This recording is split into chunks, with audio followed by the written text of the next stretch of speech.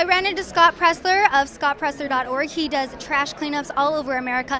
Now, Scott, I've been going up to Trump supporters all day and asking them what life is like for them in Trump's America. Life is great. We have a booming economy. We have 2 Supreme Court justices. We have over 190 judges. We're building the wall. We're putting our veterans first. We have the embassy in Jerusalem. We have the right to try here in America. So if somebody's suffering from a disease, they can try medicine to try to save their life. I think Americans are happy that we finally have a president who not only is keeping his promises, but who's putting the American people first. So I go to a lot of liberal rallies and protests, and when I go, I ask them, I know, I like to go ask them, hey, why shouldn't I support President Trump? Why don't you like him? I have so far not been convinced that I shouldn't support him. Okay. So as a Trump supporter, tell me, or I guess tell maybe other people who are watching this, but that might not be supporters yet, why they should support him. Sure. Well, I mean, think about my story for a second. You know, you're talking to a long-haired gay millennial, and my story is I came out after the Pulse nightclub terrorist attack. That was a defining moment for me.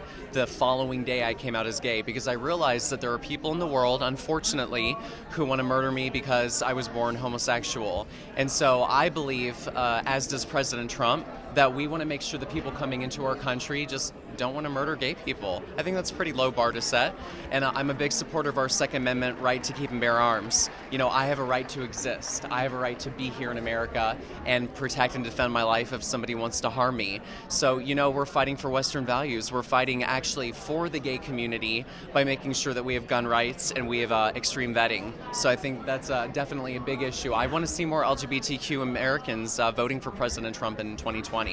But most importantly, what I love about President Trump is he's a fighter and he puts the American people first. And to everyone watching, I want you to think about these statistics for just a moment, please. We have 500,000 homeless Americans in our country. We have 50,000 homeless veterans. We have 3.6 million black children living in poverty, 4 million Hispanic children living in poverty, and 4.2 million white children living in poverty. So when when they raise their fist and protest for the black community and say Black Lives Matter, I want you at home to think critically and say, wait a second, if Black Lives Matter, then why are we not first putting poor black children in poverty first? Why are we taking care of illegal immigrants first? Why are we not putting the veteran community first? So all I want really is people to think critically and ask the question, why? Why are we not putting our citizens as number one priority? And you said that you're a member of the LGBTQ community. Yes. A lot of people give President Trump just a hard time about that. They say that he's, a bigot, that he's homophobic. What would you say to those comments?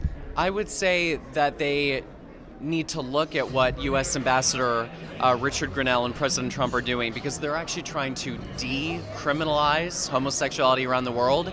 And I think it was President Trump who just recently tweeted Bollywood, which is kind of like the Indian Hollywood. They do lots of movies, and they're doing one about a homosexual couple in India, and President Trump quote tweeted that tweet and said, great. I mean, right there, you have the man that held up the first gay flag ever, and I think it was Colorado that he did that right before he won the election.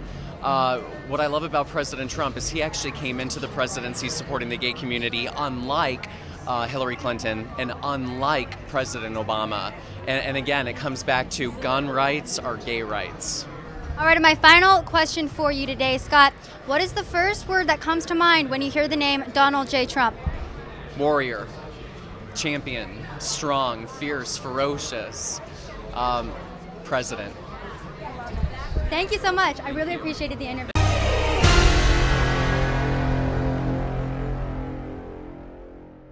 We brought in a non-globalist paid actor and did a blind taste test between the mac and cheese from Storable Foods at InfoWarsStore.com and one of America's leading brands. These are the results.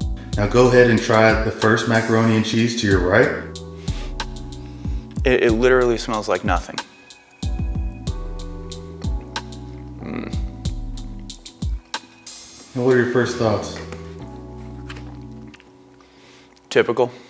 Takes me back to when the babysitter doesn't quite know how to make it like your mom makes it, so it's just not, Let's move on to the one on your left. See, this one actually smells like cheese. All right, do I have any on my fork here?